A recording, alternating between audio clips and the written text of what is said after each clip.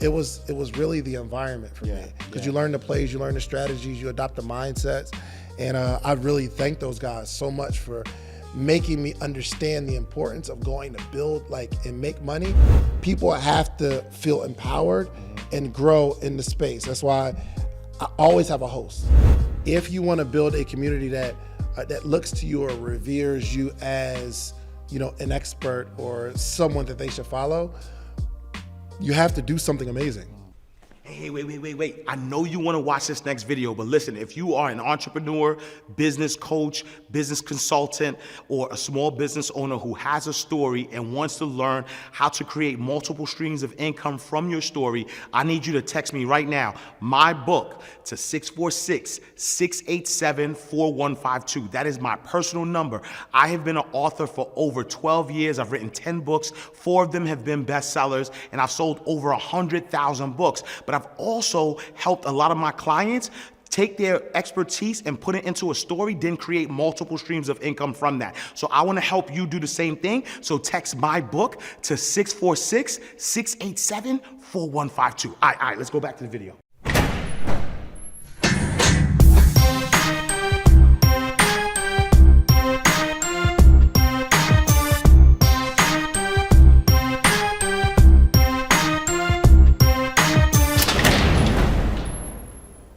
All right, so welcome to another awesome episode of Inside the Vault with Ash Cash, the greatest money mindset show on the planet.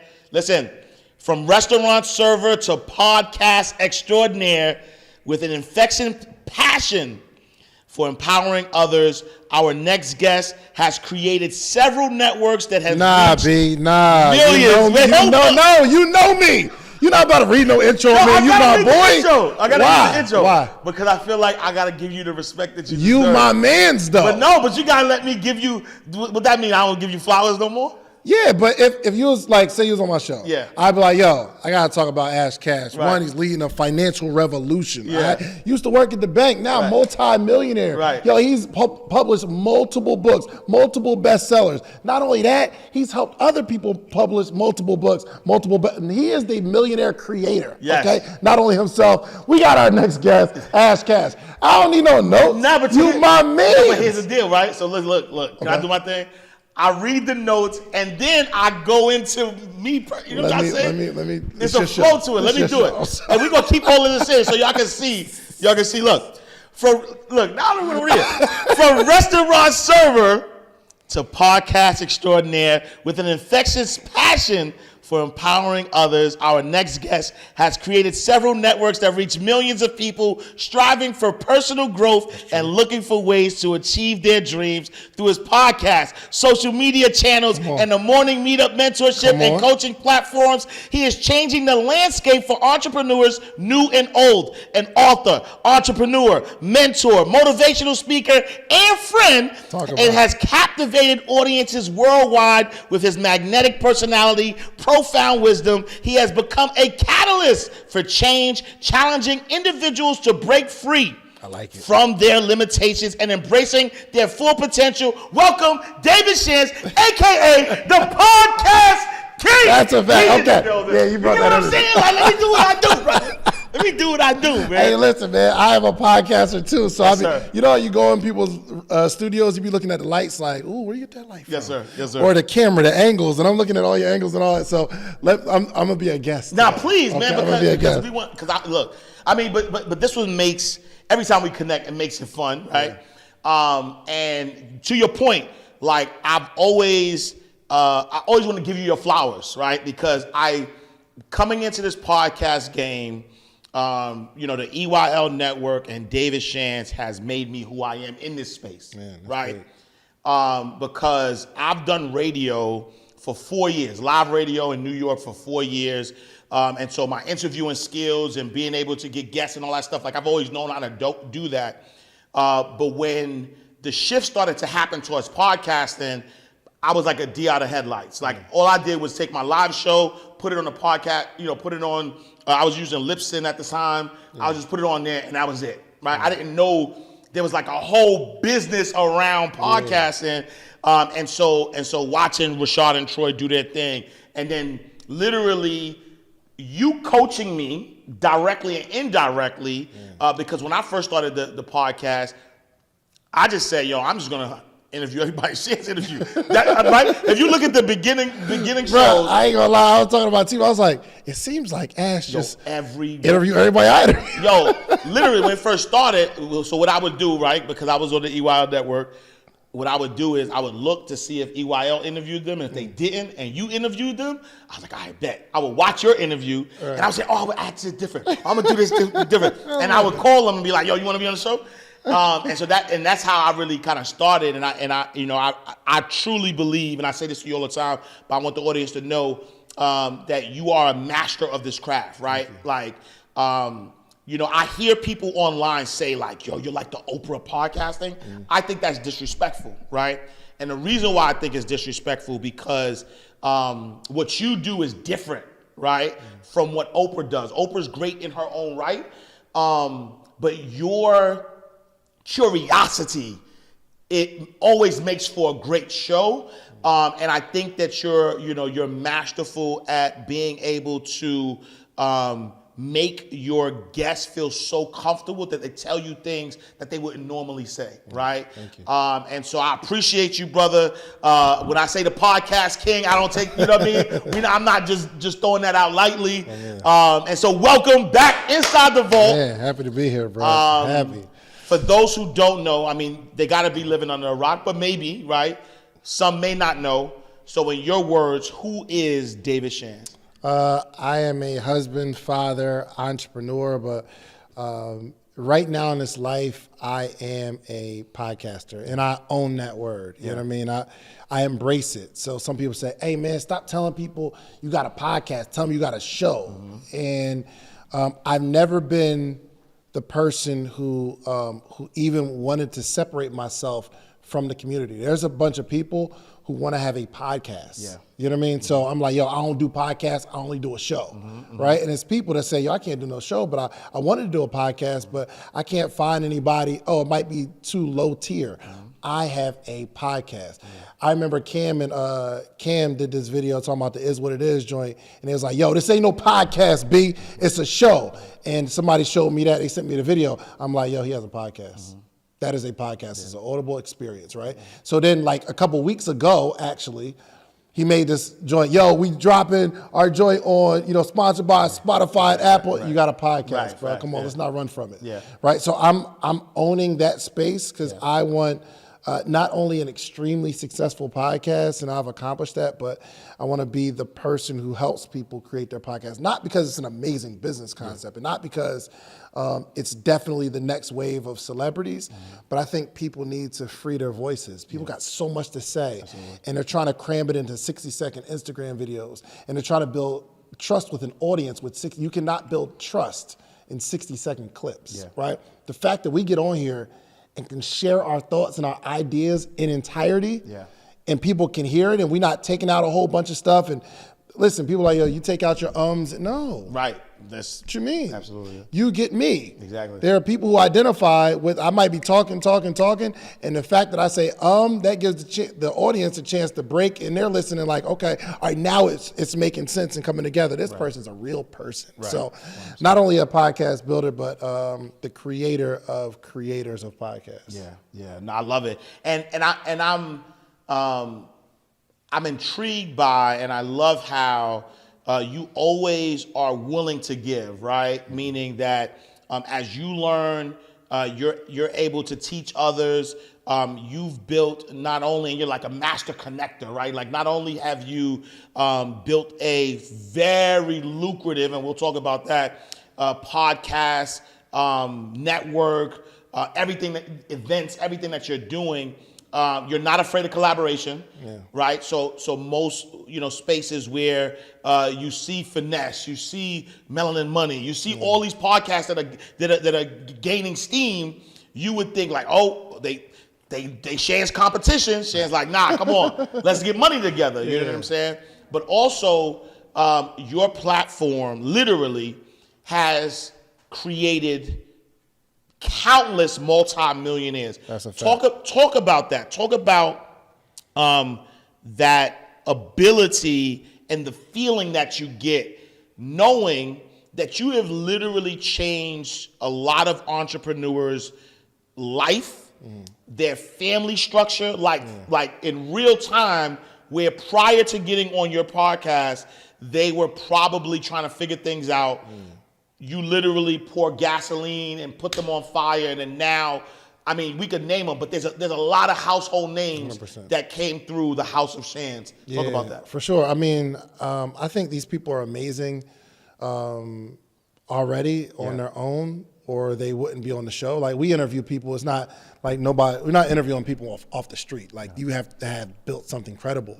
But they just needed a little bit of, like you said, gas on their message. And I think between you and I, we're asking the right questions that we know our audience wants to know, but it's coming from more of a curiosity, like, yo, I'm enjoying this just like you are, right? So 100%. If I found somebody that accomplished something amazing, I'm not asking questions that I think the audience wants to know.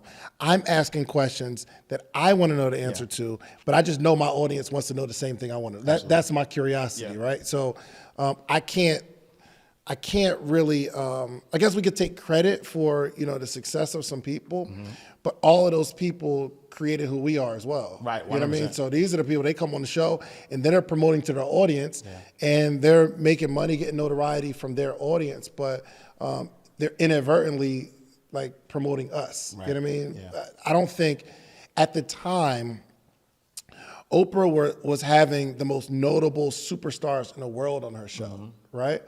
And I don't know that any of those people became billionaires from being on her show. Right. But she became billionaires by creating multiple millionaires. Right? So that's exactly what we're doing, right? So I love being the platform or kind of the conduit between someone who has an amazing message and a person that needs that message. Absolutely. Yeah. And I think we'll get blessed because we're doing 100%. Because you got to even think about it, right? And I've I've watched your journey.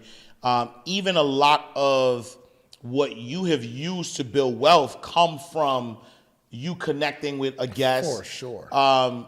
You running a play that, like Toro and Airbnb and buying multifamily home, like all of these things that you've been able to do really come from having the conversation, being curious, getting the information, and then applying the information like you want your audience to do, 100%. And then really reaping the benefits. And I would say the same for myself, right? Like, a lot of business deals that I do now are guests, are people that I've connected with and have been able to just go on and make a lot of money with them. You know what I'm saying? And so where do you? So we think about Joe Rogan, right? I think Joe Rogan was the first podcast that we heard of that got $100 million to talk on his podcast. In recent times, we've seen, Wallow and Gilly. The talks are 60 million, 100 million. We don't really know the exact amount, but they got a lot of money. A bunch of bread for $1 million worth of game. Where do you see podcasts? Like, where is podcast right now, and where do you see it going? I think it's, first off, for Joe Rogan, first $100 million deal, right? Yeah. But you know how long he was podcasting before that? Right, he had 1,000 shows. Bruh, he was 12 years in the game. Yeah. And he came from like these other shows and all kinds of stuff. But he was podcasting for 12 years before he got a $100 million deal. But what's happening now is once that one hit, there are people who are getting these big deals in a fraction of the time. So you won't have to wait 12 years, right? Call Her Daddy, Alice Cooper. We got Wallow and Gilly. Who knows what type of money they was throwing at Joe Budden. Right. But I'm saying there are people that are getting in the game now who are getting multi-million-dollar deals before they even start their podcast. Right. Because you got to think about the power of what's happening here. If someone listens to you, like if you have a song, people might like the song and they're going to listen to the song, say the words to the song, but they're not necessarily falling in love with Ash Cash. They like the song. We see one-hit wonders all the time. People love the song when they're done with the song. If that person doesn't make another hit, then we're done with that person too. But in podcasting, if someone's listening to Ash Cash for an hour every single week, it's a different type of fan or 100%. Follower or audience. It's different, right? Yeah. I'm talking about, I'm sure, and I haven't been with you when this happened, but I'm 100% positive, you're in the airport and somebody's like, all the time. Yo, I listen to you every day. You know what I mean? Like, you don't get that from certain industries. So when you can build a following like that, what would I have to pay you to get in front of an audience of thousands of people who really revere you in that way? Absolutely. You know what I mean? Because if you say, hey, buy this book, it's a good book, the person who's the author of that book is going to reap major benefits. So this is why these companies are saying, okay, Joe, I'll give you $100 million. The company's probably made way more than that, because what they're doing is saying, yo, we got this audience. Apple, don't you want to get in front of them? Give me $1 million. Hey, eBay, LinkedIn, Best Buy, all these companies, you want to get in front of this audience? Give me a few $1 million. So you get 30 companies to give you $40 million for, $1 million each. Like, what are we talking about? Right. So you can imagine what those numbers look like. You know what I'm saying? Like, Best Buy might give Spotify $3 million to promote on Joe Rogan's podcast, right? They got a bunch of their money back. You feel me? Right. So from these loyal followers. So, I think we're in a space now where it's really hot. It's really interesting.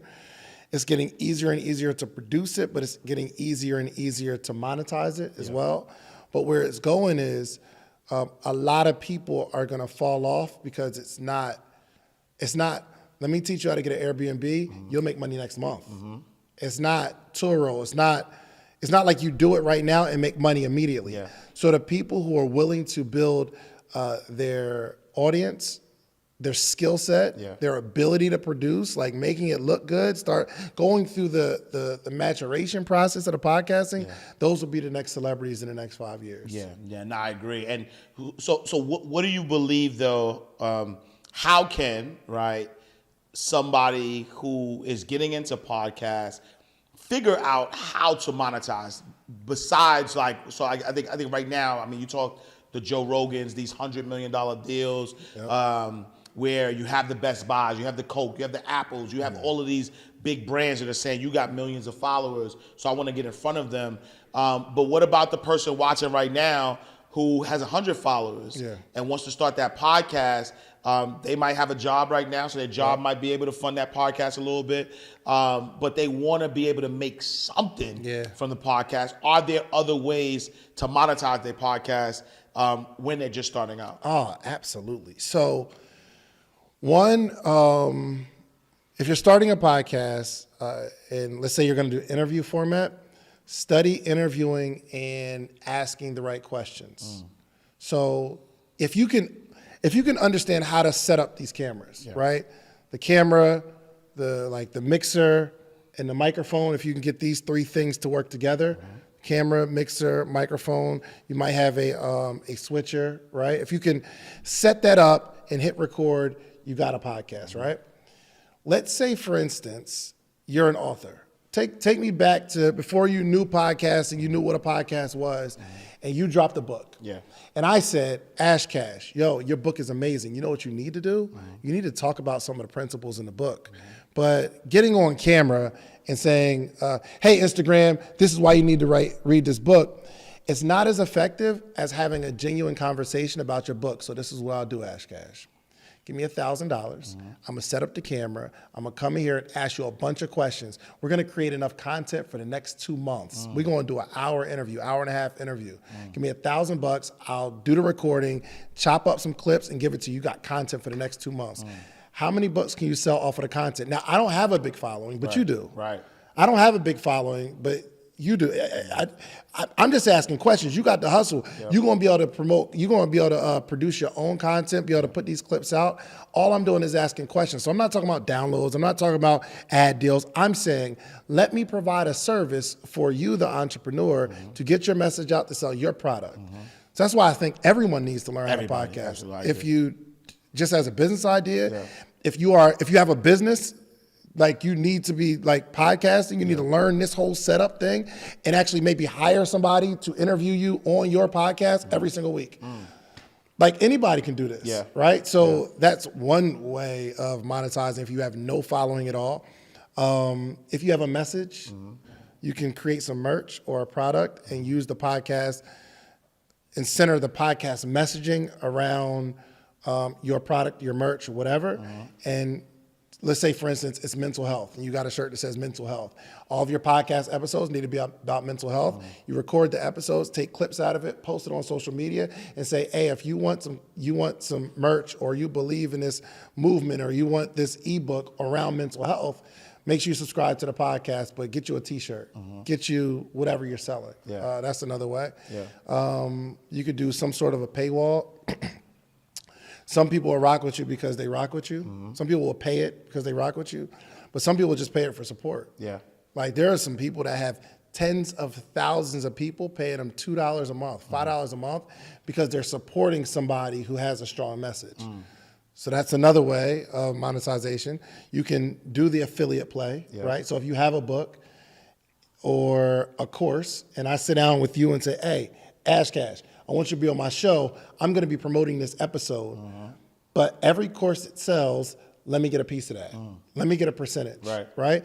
Now I have an incentive to promote another person, and people are more willing to support a referral than a promotion. Right, 100%. You know what I mean? So you could say, yo, hey, y'all come buy my book. But if I say, hey, y'all should buy his book, my audience is like, yo, okay, I'll buy his book.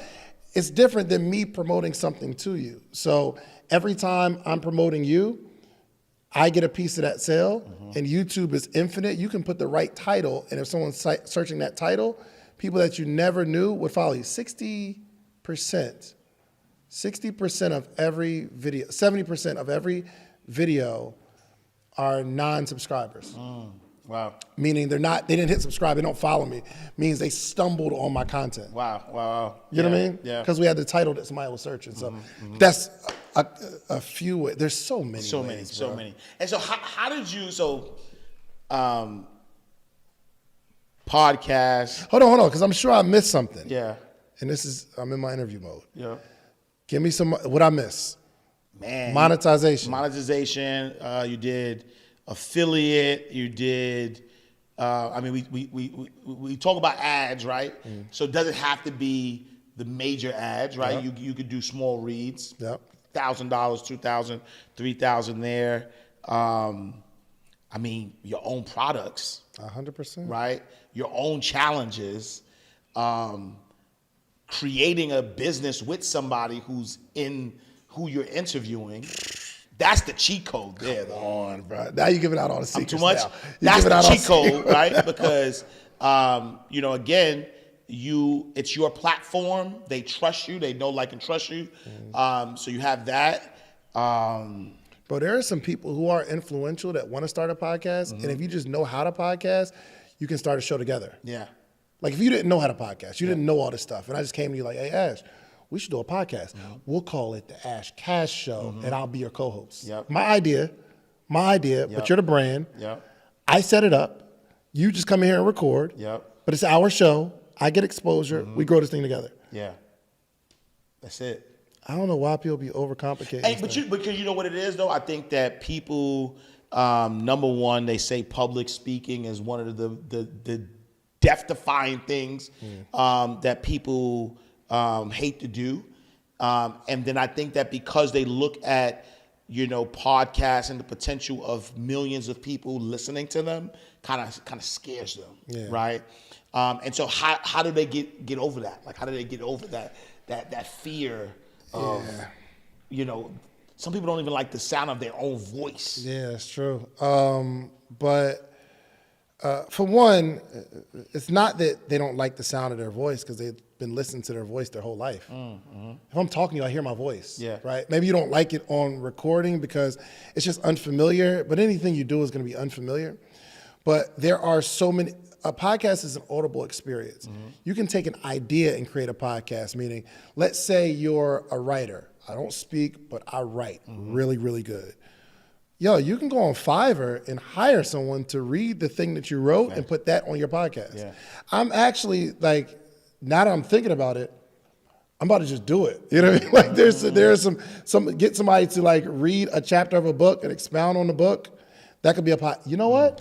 I'm about to launch that as a podcast, bro. Like chapters of books, like a chapter, read it, give my own perspective, and the next week I'm like, yo, Ash, what's your favorite book? Hey, do me a favor, read that chapter, give me your point, your principles on it, and we're just reviewing books. That is a podcast that would explode. And right, we didn't even talk about AI. What are we talking about right now? You could train the voice, and that's good. What's your thoughts on that? That's gonna be scary though. It's gonna be scary. You can train an AI to talk like you. Somebody, obviously not yet. They can't get the visual aspect of it, but that's soon, right? Oh yeah, they're getting closer and closer. Right. For sure. You could train. Like, think about this, right? And you gave me this play. So this is another play, actually. You gave me this play where you have your podcast, you have the people who are subscribing already. You start adding other segments to your actual podcast to increase the amount of listens and things so you could get more money from advertisers, right? So imagine this. You train an AI in your voice. You're still the person that does your main one. Now you hire a VA, somebody, to watch your older podcast and have them take notes on dissecting something, and then that note they let the AI say it. You don't even have to say it. Bro, it's wild. Yeah, if this was when Martin Luther King passed? 1968. 1968. Right? I think, April 4th. You know what's crazy though? And I don't know why this came to my head, but if this was 2023 when they had the recordings of, like, I guess he was cheating on his wife or whatever, we're gonna blame AI. Right. I don't know if that had any bearing on anything. That ain't my voice. It's AI. But the scary part is, we've seen the government do strange things to train people. Absolutely. Right? So can we get a voice recording of the admittance to a crime and it hold up in a court of law, and we don't know the difference because it sounds just like and the person? to be truthful, I was listening to Robert Smith talk recently, and he had said they've been working on AI for 30 years though. Come on, man. Right? Yeah. And so while this is the first time that's open AI, this is the first time they opened it up to everybody. Yeah. But there's major corporations who have had access to this for 30 years. Come on, man. And we're just hearing about this.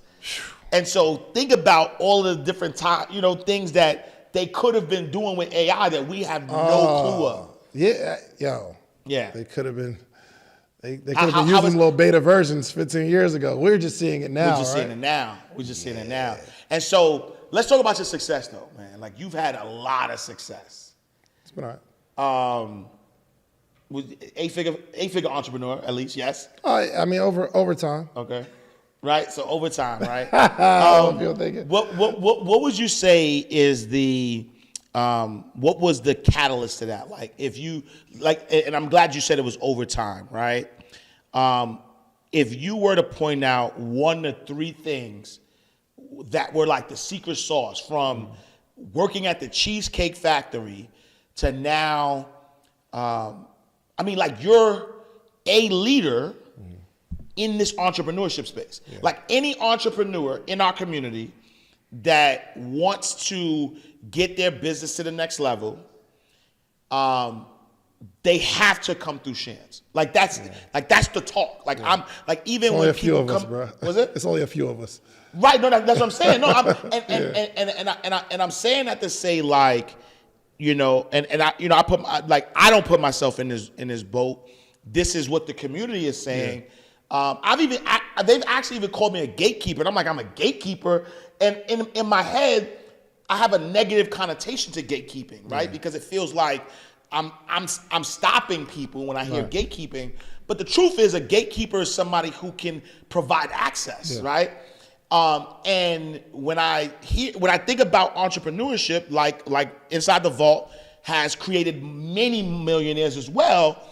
And so when I think about EYL, when I think about, Social Proof, when I think about Inside the Vault, when I think about, we're like the top, you know what I'm saying? Like we're, like if this was rap, Biggie, Jay-Z, and Nas, like, to be honest, you know what I'm saying? What are the 1 to 3 things that you would say that has allowed you to amass an empire that is a 8-figure, soon to be 9-figure, enterprise? I think one of them can encompass all 3 in its environment. I've been a community builder for a long time. Yeah. It's not just, I didn't just start doing events and I didn't just start bringing people together. I'm talking about, I was doing workshops at clubs and bars and lounges on their slow nights and bringing people together for events. I've been doing that for a decade now. And that's all I've been into. But I got around a group of people where all they talk about is money. And once you first started, you're like, yo, all y'all talk about is money? Yeah. And it was kind of aggravating and annoying. Yeah. But eventually you get around money long enough, you get around that conversation long enough, you're like, yo, you know what? I think I want to get some of that, what y'all talking about, right? But for a long time, I'm like, yo, all these people, they're all about money. I kind of shied away because I never wanted to be that. Yeah. But because I'm not that, I needed to be around it. So whatever you're not, you need to get around it. That's the one right there. I got around, and these, my brothers like Neo, 500, they talk about getting to this paper. All the time. All the time. And eventually, they're my guys, I'm like, nah, I ain't really about that. But then they helped me realize, yo, 1, I'm selfish. 2, I'm lazy. 3, I'm using it as an excuse for my inability to go get this money. Yeah. So that's why I didn't like that, because it was really a reflection of me. Oh, 100%. For sure. People don't like something that they can't do. Right, 100%. And they'll talk bad about the thing that they can't do. Yeah. Right? So I started specifically Neo, man. He's always talking about strategies on making money. Yeah. So I don't think Neo gets enough credit. He don't, bro. I don't think he gets enough credit. He doesn't. When I think about, before, informally, he had made me more money before I knew him. Yeah. And I think about, the class of entrepreneurs, because it's classes now, right? We in season 4 now, right? You know what I'm trying to say? It's classes. We were season 1, then you got, season 2 entrepreneurs. So we in season 4 now, where a lot of us who were season 1, we're moving on to other things. While the stuff that we did in season 1, we're watching other people who kind of run those up. And when I see, Neo is part of a lot of those seasons. You know what I'm saying? Yeah. For sure. Yeah. He don't get enough credit, bro. Yeah. Because he understands it. He's going after it. And he's not shy about it either. He's like, yo, I'm building. But a lot of people also, and I think that's the thing that people don't realize, a lot of people don't realize that he's been in this game for a very long time. Yeah. If you remember, because I remember him from the Steve Harvey show. You know what I'm saying? If you remember the grind, I think I saw him post something recently, years ago, him starting a garbage truck, right? Yeah. And so, even myself, who, a lot of people may have just heard of me through the pandemic, let's just say, but I was on radio, I did magazines, I did books, right? So I did a lot of stuff, and so a lot of people don't realize that, like you said, you've been a community builder for a decade, and there's a testament to, just keep going. Yeah, right? 100%. Just keep going. Yeah. So they started talking about making money, right? But again, whatever you're not, you need to be around it. So if you are an introvert and you want to kind of break out of that, you just need to get around more extroverts. Yeah. You know what I mean? If you are money, money, money, but your personal life or your spiritual life hasn't really been a major focus, you need to get in that environment, because just the environment will change you. Yeah. Your environment will change you before you change it. There's nothing you could do about it. I agree. The way a polar bear became a polar bear is a brown bear wandered into a region where it needed a thicker coat. Its teeth had to change just by over time in this colder environment. The polar bear transformed into a brown bear transformed into a polar bear over time, whether you liked it or not. Yeah. You know what I mean? So I don't care who you are. You might be the most, I don't know, holy, rollingest, in church every day. Get into a different environment long enough. You'll find yourself using words you wouldn't normally use. You find yourself thinking thoughts you normally wouldn't think of. That's why I don't go to strip clubs. I don't need the pictures. Right. And I'm not saying anything's wrong with it, but that's not me, because I don't need the images and the pictures in my head of someone that's not my wife. Right. Again, people look at me like, oh, you corny and all that kind of stuff, bro. It's just, I know what an environment will do to you. Absolutely. So you got to protect it with everything you have. Environment, music, what you put, all everything, that. bro. You think you just like the songs and it's not doing something to you? No, it's subconsciously.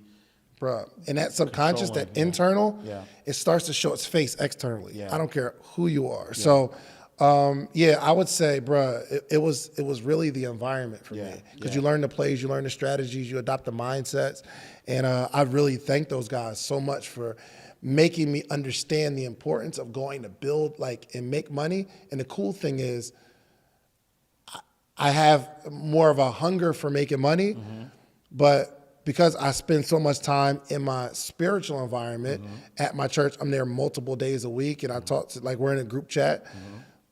It balances me out, so I don't get too hungry for it, but I still got that bite where I go get it. But I take that and I do what I can to support this other side. And let me ask you this, right? And this is like a personal question that I Is this just a prop? No, I got water. Can I have it? You can have it, bro. Oh, my man. Abundance water, yo. I got my own waters. You got your own water? My own water, natural spring water, 7+ pH, so it's naturally alkaline. It's bottled at the source.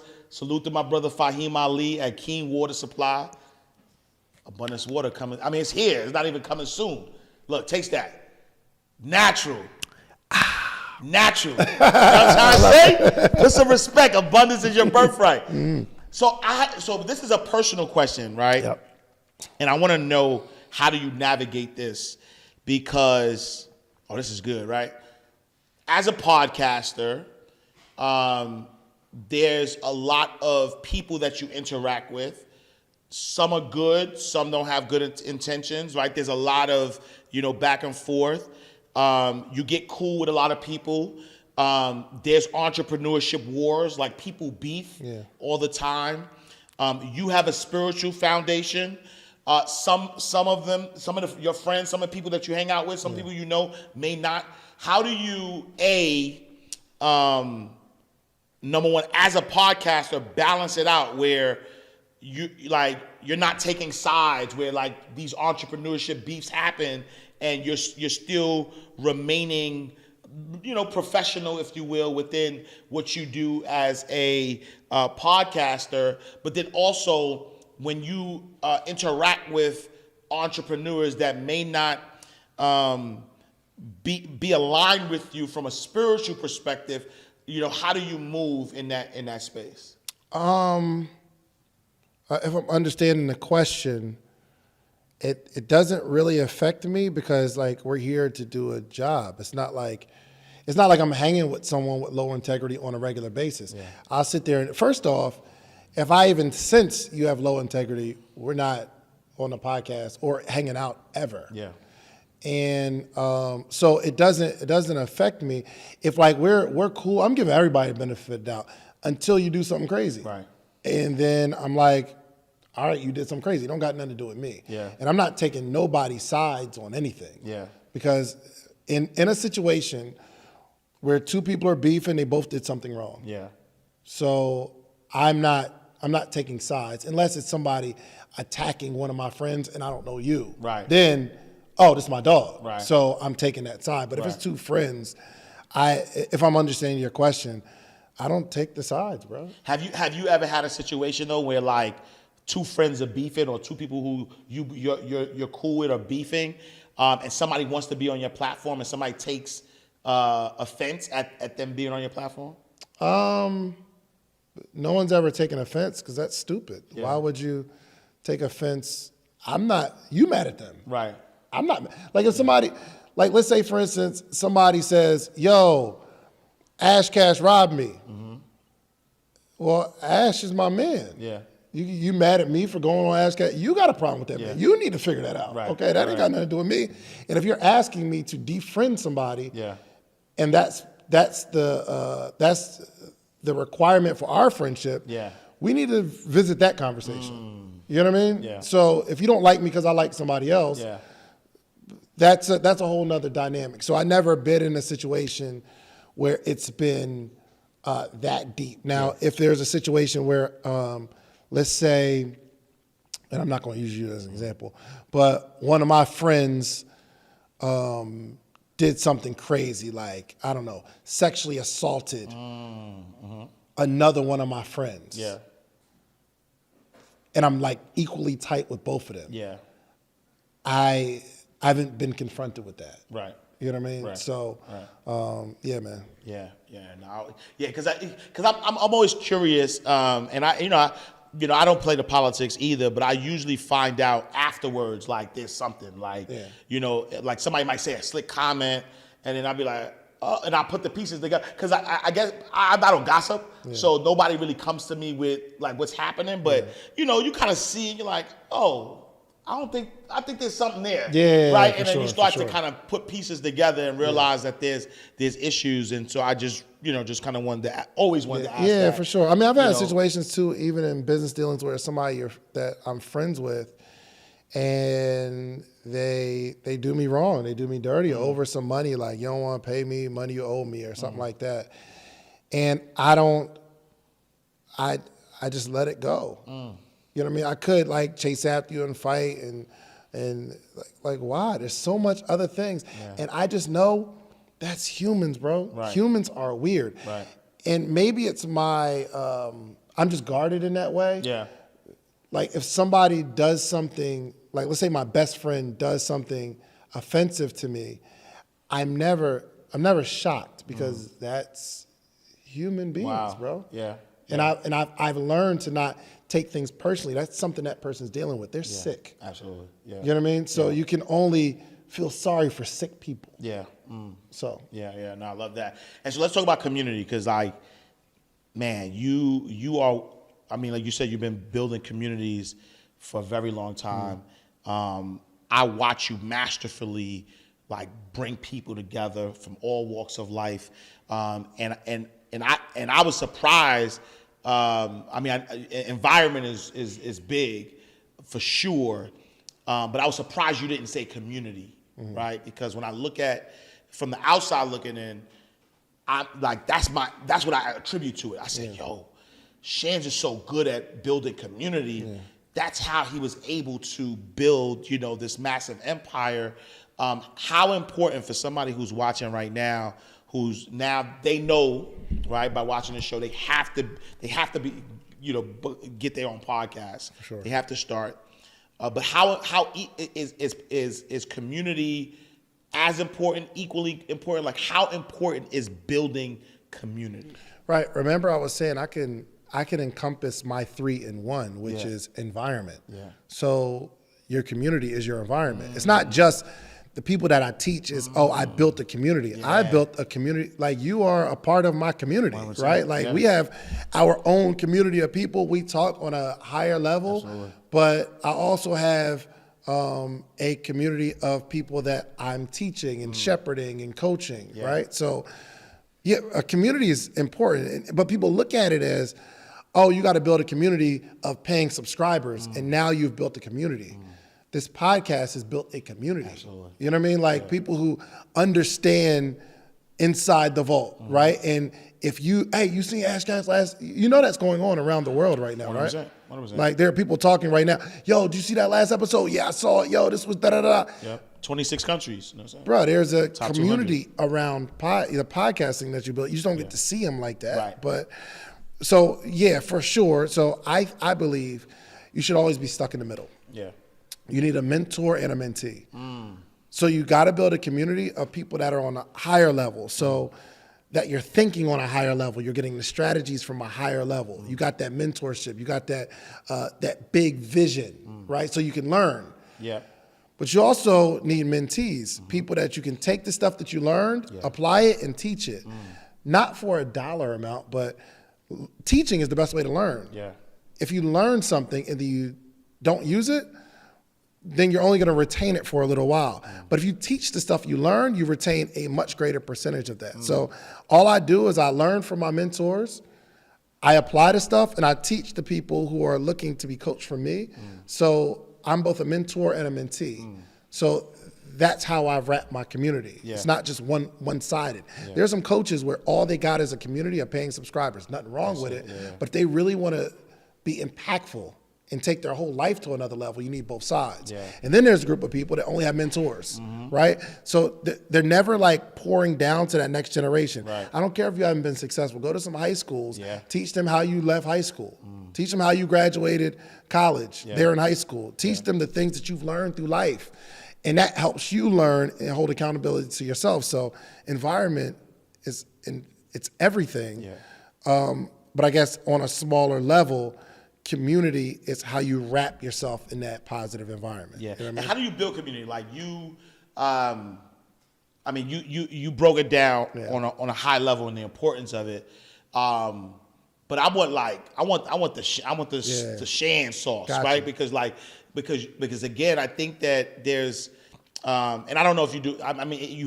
To me, it has to be a conscious methodology because you do it so well. There is. But what is that like? Give me some tangibles on like, right now, I have the abundance community. I have about 100, people in my community. My goal by the end of the year is to build 1,000, people inside of my abundance community. How do I do that? All right. One, my advice for you would be a little bit different because you're going to be on a higher level, maybe. But one is do something amazing first. If you want to build a community that looks to you or reveres you as, an expert or someone that they should follow, you have to do something amazing. Because how do you teach something if you've never done it? I mean, just get some social proof, like build something, do something. You wrote your first book, great. Now you can teach somebody else how to write their first book. You can build a community of people who have done what you've done, meaning sideline community. And now you can start teaching people because some of them have no idea what the first step is, but they want to do it. So if you do something amazing first, you can build a community around the people because you're at least one step higher than them. You've at least done a little more than they have, right? So if you've done something amazing, you have to create some sort of offer where the people that are joining the community get some greater benefit, right? So not only do you have to do it, you got to study how to teach the thing that you did because not everybody who does it can teach it, right? So you got to be able to teach well and empower people. 3, you have to force networking amongst the community because if they all look to you, that community will slowly die.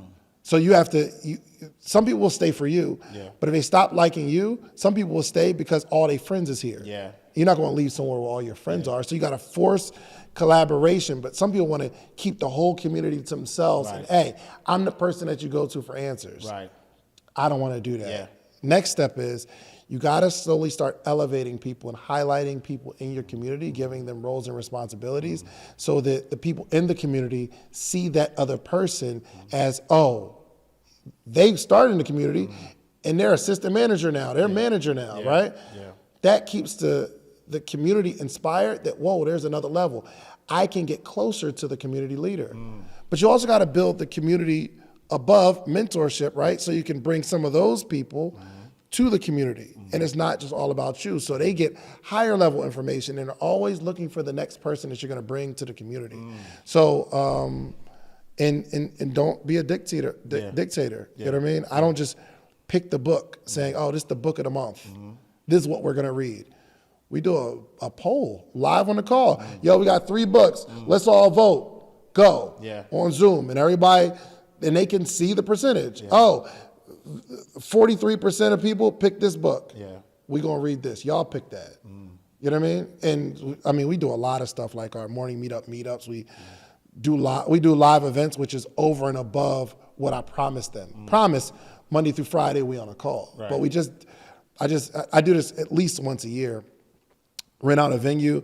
I spend $40,000, $50,000 to create an environment where they're flying in from all over the country to connect, learn, have fun, and network with each other. So those are some of the elements. Yeah, no, I love it. And I think, for myself in the beginning and a lot of people listening, I think for the most part, they have missed the ball on building leaders within the community and creating that camaraderie. Like I've been able to see, my communities grow where I wasn't the smartest person anymore, right? Like it wasn't based on me. Yeah. Now this community is based on a movement.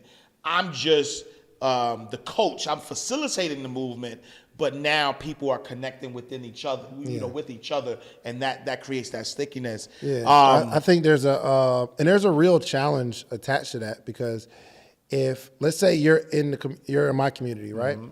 And I'm like, yo, Ash Cash came from the community. He's growing, he's building, and you go out and you build something amazing. Right. You can take half my congregation. Right. If we ever get into it, right, you can take half my congregation. Right.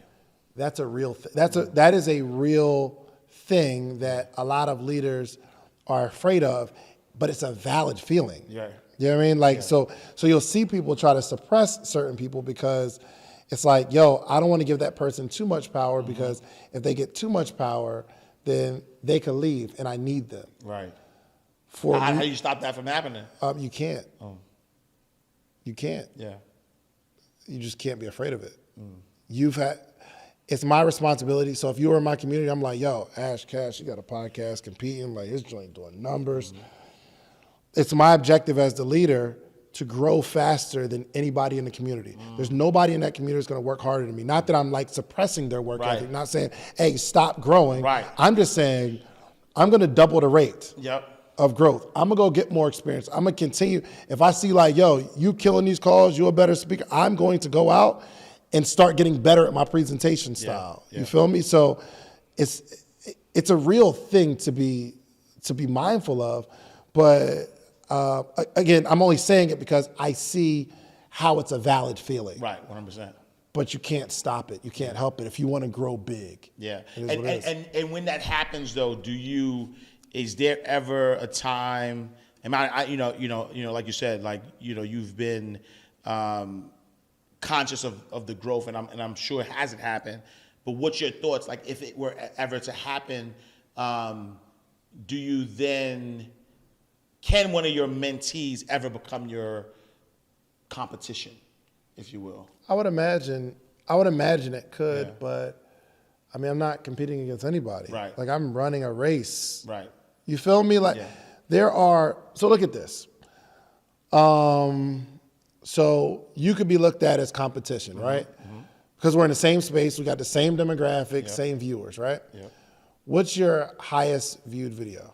667,000. 667,000. I think my highest viewed would be maybe somewhere around that. But there's 8 billion people in the world. 100%. Yeah.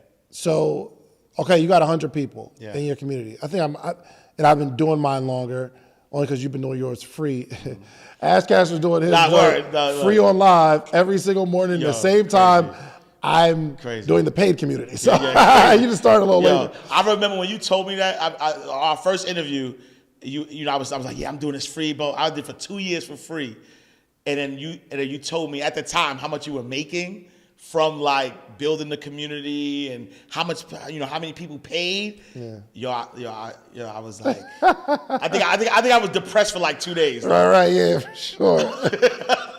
But congratulations on the abundance community. Exactly. But let's say, okay, you got 100 people in your community and you see a rising star, right? And let's say that person, y'all start beefing or something like that, and he tells everybody, yo, I ain't rocking with Ash Cash, I'm out. Yeah. That person's not taking 100%. Right. Let's say they take 70%. Yeah. If you can't go find another 70 people, you don't need to be leading people anyway. I agree. Yeah. Right? Because you'll get tens of thousands 100%. Of people in your community, right? Yeah. So I'm leaning on my own philosophy. Like, yo, people have to feel empowered and grow in the space. That's why I always have a host. Yeah. You know what I mean? Like I'm always inviting people to come speak and all that kind of stuff. So I'm never afraid to shout somebody out. Yeah. Because I keep in mind there are 8 billion people. Yeah. And the more people that come from my tree, the bigger I'll grow. Yeah. That's why EYL ain't like stingy with people. Like, look how many people came from their tree. Absolutely, yeah. You know what I mean? And it's going to keep growing. It's going to keep splitting and expanding. Yeah. And their empire, their influence, their footprint will continue to grow. Yeah. Because now anybody that I introduce to podcasting essentially is coming from EYL's tree. Right. You know what I mean? They've had such an impact on the culture and myself, right? So anybody that if you start coaching podcasting and you get your own network and you got mad people, they are EYL's grandchildren. 100%. That's why they're going to keep growing, because they don't have that mindset that I got to control this small group of people we got. 100%. So. No, I agree. The podcast summit. It's up. Let's talk about that, man. I thought you'd never ask. Man, like the power, right? We talked about the power of podcasting, and the power that's in that room is like next level. And that's the other thing about competition is if you watch, let's say, anybody you've interviewed that I've interviewed, those interviews are totally different. Yeah, 100%. Right? Because I have a style of interviewing, you have a style of interviewing. The way I interview is different from you by the mere fact that I'm not you. Yeah, right? 100%. And so I don't even like look at any, like I will, like I know that there's always going to be a benefit with somebody watching my show and watching your show and watching EYL and watching all of the other shows, because again, I mean, even and you know, just like I'm on the EYL network. If you watch an interview that EYL has done and an interview that I've done of the same person on the same network, and they're different. 100%. And they're all gonna get views. Yeah, 100%. 100%. Yeah. So the podcast summit has been something on my heart for the last year or so. I did a conference called Black Equity Con. Which was powerful. 2022. That joint was crazy. Yeah. And that was something that me and Drew, we were planning for a few months before we came together and like really figured out, okay, this is how we're going to do it. Yeah. And it was a dope event, right? So it was your traditional conference. It's event, but we have an element of like creating community and environment that I don't think anybody has like that. But it was an amazing event where you can learn a bunch of stuff, whether it's credit, income strategies, marketing, branding, speaking, all that kind of stuff. But I was like, dang, man, most conferences are general success conferences where you're gonna get a little bit of everything, which is good. But I said, well, if I'm gonna own a space, I need to go niche. I need to build the community of people who are only doing this. So there are book writing conferences where we're only focused on becoming an author. Now, there's a bunch of elements of being an author. How do you write a good book? What's the psychology behind the cover? What is the marketing strategy, right? What are the new things, innovations going on in the space? They have conferences for all these different things, but it's not many for podcasting. And I looked at it as an opportunity. So I actually went to a conference for podcasting, and it was just so interesting that while I was there, I'm networking, talking to a bunch of people, and they find out the success that I've had, and most of them start asking me questions, right? In the lobby, we're out at lunch, they're like, yo, I want to go to lunch, I want to learn.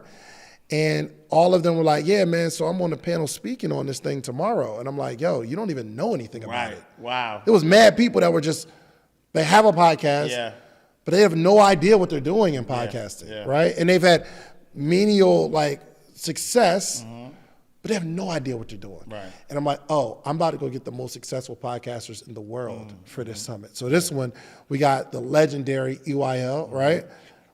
And what's cool is they're super successful and they understand podcasting better than anybody that I know, but they don't teach it, right? Yeah. Only because they're busy teaching teaching our people financial literacy. Right. So they're not spreading themselves thin like, oh, we could teach credit, we could teach podcasting. So I'm like, yo, I need to get it straight from the horse's mouth how you all built this. in strong detail, getting down to the details for everyone that wants to do what y'all did. Yeah.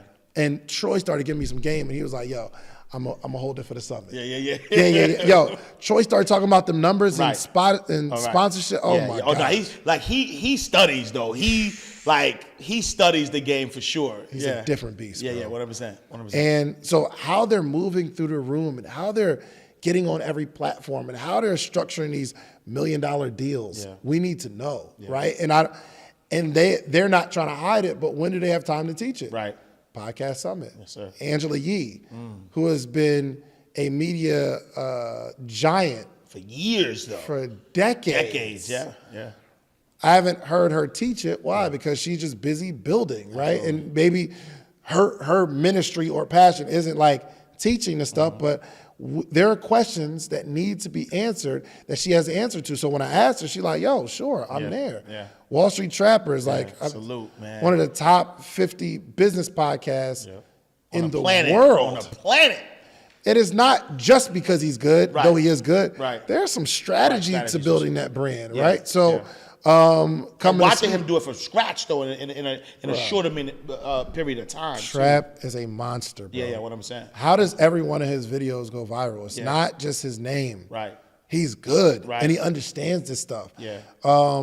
B. Simone and Megan, Know For Sure podcast. Yeah, their podcast is going crazy. I think they would hit like top 10 podcast, not top 10 in their genre. Category, just like period. They hit like top 10 in the world of all podcasts, bro. Like how you do that. Right. And it's not just because she's an influencer, because there are celebrities, influencers that drop a podcast and go double wood. Facts. And then they stop doing it, right? So they have some sort of sauce where they're moving. First off, their branding is incredible. Yeah. So we need to know how you did that. Like there's an element that we talked about on merch. So if you have a podcast, I think you need to have merch. Yeah. But who better to teach it than Justin Phillips, who is building out brands for celebrities and people. Like he's showing me his DMs. He's like, "Yo, this is crazy." Built the Support Black Colleges company with his partner Corey. So he's going to be teaching exactly where to get the blanks, how to monetize it, how to grow it. He's teaching how podcasters need to monetize it. We got Ash Cash in the building. You know where you heard it first. Let's not play. Yeah. Let's not play. Yeah. Yo, do you think it would be helpful if you're teaching a podcast on trauma, having a book, how to handle trauma, so on every single episode you say, hey, make sure you get the book. It goes through a whole bunch of things that we talked about. Since you watched this episode, you need it. Now you got something you can sell every single podcast, even if 100 people saw it. Yeah. What if 5 of them buy it? You made $100, $150, depending on the price of the book. Thanks. Yo, there's so many people coming that I'm like drawing a blank, but we got so many people. Tori Gordon, who is one of the top business podcasts right now, Holla to Ha, and these are people that aren't in our normal circle. Like I'm going to the other culture. There are people that don't look like us, Ash Cash, that are crushing it. Yeah. We're going to the other culture. I'm going to the networks. I just sent an invite to Red Circle, who's the platform we're both on. I need y'all a part of this conference. Yeah. I got a meeting with iHeart. Like they want to be a part of the conference because there's certain things that we just don't know. Right. The people that's doing the podcast deals, like I was on a panel with the attorney that did the deal for Drink Champs. And he started talking about the deal and how these people are moving and what is the psychology behind getting this money to these podcasters and what's going on behind the scenes. Yeah. Bro, I need you at the summit. Right, facts. There's so many things that we just don't know. Yeah. My man Finesse, who's probably... Yeah, I was going to say, yo, Finesse, he go crazy. Oh my gosh. Every video go viral. But the way he does it, it's not luck. Yeah, no. He's methodical about it. You can see. Yeah, it's a science behind pulling the right clip. Right, 100%. The look of it, like we got Omar. There's so many people, bro. I can't just sit here and. But July 30th and 31st is lit. But we also got a challenge, Launch a Podcast Challenge, which it's a 5-day experience, and I recommend people get like VIP or the Platinum, because it comes with the ticket to the summit as well. So my objective is, how can I start? Look, most people, if you could buy a ticket right now, I'll see you in July. Yeah. But one of my things is the sooner someone gets a ticket, the more information I want to give them. Meaning we're doing pre-summit like workshops 2 or 3 times a month. Meaning all the people who bought a ticket right now, we're getting on the call and we're talking about it because I want to answer some questions now. Right. So by the time you get to the summit, you'll have different questions. Right. 100%. Right? There's some people that want to launch their podcast, and when they come to the summit, they'll for sure be able to launch their podcast. But what if I can get them to launch it before and then they come back, come and say, yo, I got this process going on my podcast. I got different questions now, right? So we're doing pre-podcast training. We have an app that people are networking with in the app before the summit so that when you get there, you're not alone. And we can identify, you in New York too? Yo, let's get together. Let's get a room together. Let's go down together. Yo, let's all take a trip. It's in Miami. There might be a busload of people in the app saying, yo, who want to ride down there from Atlanta? Let's go. Let's go together. So we can build community. Bro, I'm so serious about this community thing, bro. 100%. And this environment. If you can build it, you can have success in anything. So I'm not hypocritical. I'm implementing all the things you need to have a successful experience at the event. Now, if you're just coming and you're not going to do all that stuff, it's cool. Get there. You'll get whatever you need from the summit. But it's my job to over deliver. I just want to do something that nobody does. When you buy a conference ticket, you wait to go to the conference. Am I right? At what point do you start learning stuff before the conference comes? Right. And I love that though, because that's powerful what you said, and it's true. Where if you wait for the conference and now you go there and now you're learning from all of these top experts that you have, it's going to be hard for you to implement it, right? Because now it's just information. But imagine you go through the challenge, right? And you learn how to launch your podcast and you go through some stumbling blocks before the conference. So now it's not just knowledge. 100%. Now when you go and somebody answers a question, you're like, oh, that's what I was doing wrong. Yeah, for sure. But if you didn't do it yet, if you didn't do nothing yet, now you're sitting there just taking in all this knowledge and now everything is theory to you. But if you launch the podcast ahead of time, right through the 5-day challenge. Now, by the time you get to the conference, 100%. It's not theory anymore. Super important. If you have not launched your podcast, you definitely want to go through the Launch Your Podcast Challenge. If you launched it and it's not as you don't find it growing, you definitely need to go to the Launch Your Podcast Challenge. You need to go to the challenge and the summit, but specifically, like, go to Launch Your Podcast Challenge and like get your tickets because it is a life-changing experience, bro. 5 days, I'm giving you the game. I'm not holding nothing back. At the end of the challenge, you'll be able to launch a podcast. It's not like you got to buy an offer at the end to actually launch your challenge. I'm saying get that general VIP, whatever level you get, you will be able to launch your podcast at the end of this. Guaranteed. Yo, link in the description. Yes, sir. Where can they go to launch a podcast? Launchyourpodcastchallenge.com. Y'all. Look, last question I have for you. How do you see the haters? That's the first question. Who? Do you see the haters? I don't. Enough said. I don't understand. I don't comprehend. Because you know, I think it's funny, right? Like when you obviously when you get to a certain level, people who have never done what you've done.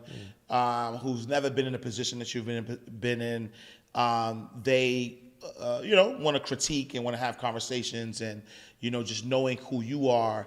That was one thing that I was wondering. I'm like, I wonder if, and I don't know, because I don't know if I have them. I don't know. But, and I don't know if you have them either, but I was just kind of wondering. I don't know if I have. It's really, really hard to hate on me. You feel me? I agree that. I would agree with that 100%. You gotta be like, I agree. I don't like come at nobody. I don't. It's just hard to hate. But if they are, it says a lot about, you know what I'm saying? It says a lot about you if you're not feeling us. Bro. You know like, what part of what I be talking about don't you like? You know what I mean? 100%. Like, but if they exist, bro, you have to understand that they are sick.